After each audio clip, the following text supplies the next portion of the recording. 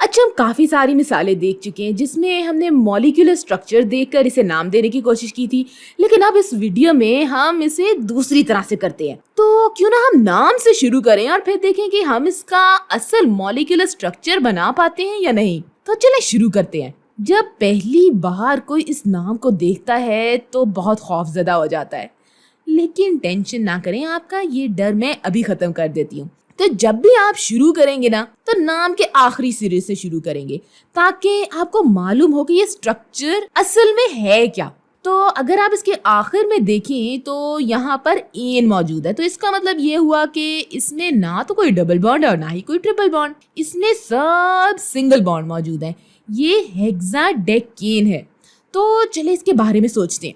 हेक्साडेकेन का मतलब होता है कि 6 और 10। हेक्साडेक प्रीफिक्स 16 कार्बन के लिए इस्तेमाल किया जाता है, यानी इसमें 16 सिंगल बॉन्ड से जुड़े कार्बन होंगे। और चूंकि यहाँ साइक्लोहेक्साडेकेन लिखा है, इसका मतलब हुआ कि 16 कार्बन रिंग की शक्ल में मौजूद हैं। तो यहाँ मैंने ये रिंग बनाने की कोशिश की है, 16 कार्बन की एक रिंग। तो 16 कार्बन की रिंग बनाना कोई आसान काम नहीं है, लेकिन मैंने अपनी पूरी कोशिश की है। ठीक हो गया जी। तो अब तक मैंने साइक्लोहेक्साडेकेन वाला हिस्सा बनाया है। अब अगर मैं थोड़ा पीछे जाऊं तो हमारे पास 2,9 डाई आइसोप्रोपाइल मौजूद है। तो इसका क्या मतलब हुआ? इसका मतलब ये हुआ कि हमारे पास आइसोप्रोपाइल दूसरे और 9वें कार्बन पर मौजूद है। अब अगर आप नाम की मदद से स्ट्रक्चर बना रहे हैं तो आप रिंग में किसी भी जगह को फर्जी तौर पर मुंतखब करेंगे और इसे नंबर दे देंगे। जैसे मैं यहाँ अपनी मर्जी से इस जगह को चुनकर इसे कार्बन नंबर 1 कह देती हूँ, तो आगे इससे हम ये सारे नंबर चला लेंगे और 16 तक चले जाएंगे। ये 16 तक। ठीक हो गया जनाब। तो अब ये 2,9 डाई आइसोप्रोपाइल हमें बता रहा है कि आइसोप्रोपाइल दूसरे और 9वें कार्बन पर मौजूद है, और इस डाई का मतलब यह है कि हमारे पास 2 आइसोप्रोपाइल ग्रुप मौजूद हैं। तो आप इस डाई को नज़रअंदाज कर सकते हैं। अब शायद आपको याद हो कि आइसोप्रोपाइल किस तरह का दिखाई देता है। तो खैर मैं आपको बता भी देती हूँ कि ये कुछ इस तरह का दिखाई देता है, जिसमें 3 कार्बन होते हैं। ये 1, 2 और 3। तो यहाँ पर असल रिंग पर जुड़ने वाला कार्बन ये बीच वाला कार्बन है। तो ये कुछ इस तरह वाई की शक्ल में चेन बनाता है। तमाम आइसोज यानी कि आइसोब्यूटाइल, आइसोप्रोपाइल, ये तमाम वाई की शक्ल में मौजूद होते हैं। तो ये यहाँ पर जुड़ेंगे, ये यहाँ दूसरे कार्बन पर भी जुड़ेगा, यानी 9वें कार्बन पर भी ये आइसोब्यूटाइल जुड़ेगा। तो 9वें कार्बन पर भी हमारे पास ये आइसोब्यूटाइल मौजूद होगा। ठीक हो गया जनाब। तो अब हमने 2,9 आइसोप्रोपाइल वाला हिस्सा भी बना दिया है। अब हमारे पास यहाँ नाम में 6 इथाइल मौजूद है, जिसमें सिर्फ 2 कार्बन होते हैं। याद रहे कि मेथ 1 कार्बन के लिए इस्तेमाल होता है, एथ 2 कार्बन के लिए इस्तेमाल होता है, प्रॉप 3 कार्बन के लिए इस्तेमाल होता है।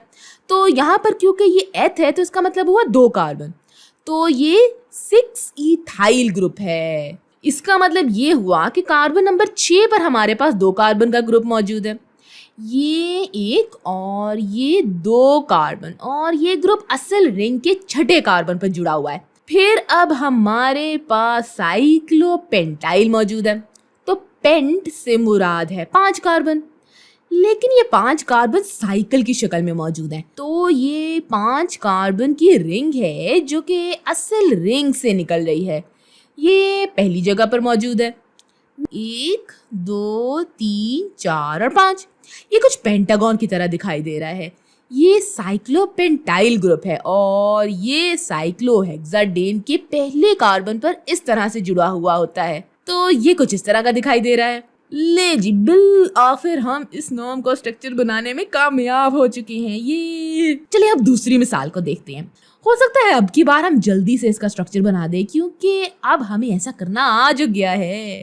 तो यहाँ हमारे पास टेट्रामिथाइल डोडोकेन है, जिसका मतलब ये हुआ कि असल चेन के तौर पर यहाँ हमारे पास डूडेकेन है।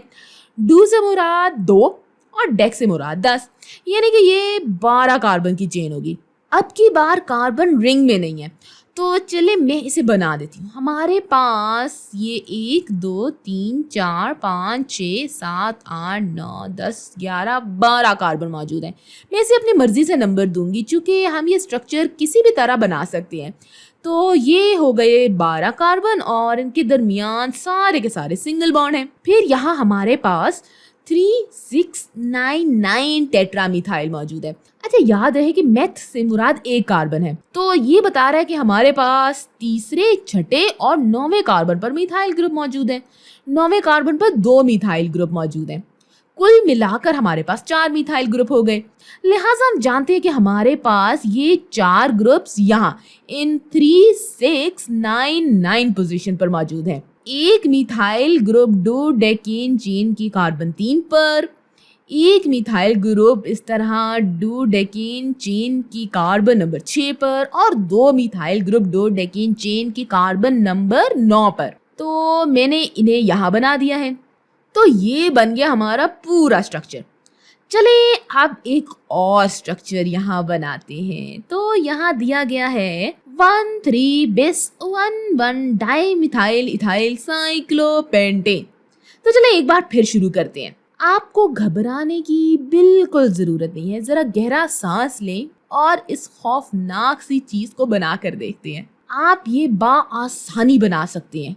खैर, तो सबसे पहले आप इसकी अहम या असल चेन यानी कोर चेन को देखेंगे, जो कि यहाँ पर साइक्लोपेंटेन है। तो ये तो एक बिल्कुल सिंपल कार्बन की रिंग है, 5 कार्बन की रिंग जो कि पेंटागन की तरह दिखाई देगी। तो वो कुछ इस तरह से बनेगी। ये देखें, 1 2 3 4 5। तो ये बन गई 5 कार्बन की रिंग। हम इसे जिस तरह चाहे वैसे नंबर दे सकते हैं। तो हमने इसे ऐसे नंबर दे लिया है 1 2 3 4 और 5। अब यहाँ ये बिस लिखा है, जिसका लाजमी तौर पर मतलब ये है कि हमारे पास ये वाले 2 ग्रुप्स मौजूद हैं। 2 कार्बन यानी कि पहले और तीसरे कार्बन पर हमारे पास 1,1 डाइमिथाइल इथाइल मौजूद है। तो अभी आप फिलहाल इस बिस को नज़रअंदाज कर सकते हैं। ये एक तरीकाकार है जो कि हम पहले भी कई दफ़ा देख चुके हैं। है, तो इन जगहों पर हमारे पास 1,1 डाइमिथाइल इथाइल ग्रुप्स मौजूद हैं। अच्छा, तो अब ये बताएं ना कि 1,1 डाइमिथाइल इथाइल दिखाई किस तरह देता है। इन्होंने लाजमी तौर पर इसे सिस्टमैटिक नेम का इस्तेमाल करते हुए नाम दिया है। यहाँ हमारे पास जो मौजूद है इसमें इथाइल इस साइड चेन की मेन चेन है।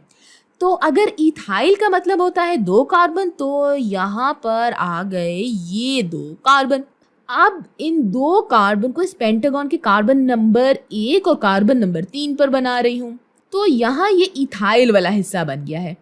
अब अगर हम इसे नंबर देंगे तो हम नंबर देना वहां से शुरू करेंगे जिस कार्बन से ये इस पेंटागन से जुड़ा होगा। तो ये हो गया कार्बन 1 और ये हो गया कार्बन नंबर 2। अब यहाँ लिखा है 1,1 डाइमिथाइल इथाइल। तो इसका मतलब ये हुआ कि इथाइल चेन पर 2 मिथाइल ग्रुप जुड़े हुए हैं। ये 1 और 1 यानी 2। याद रहे कि मिथाइल का मतलब होता है 1।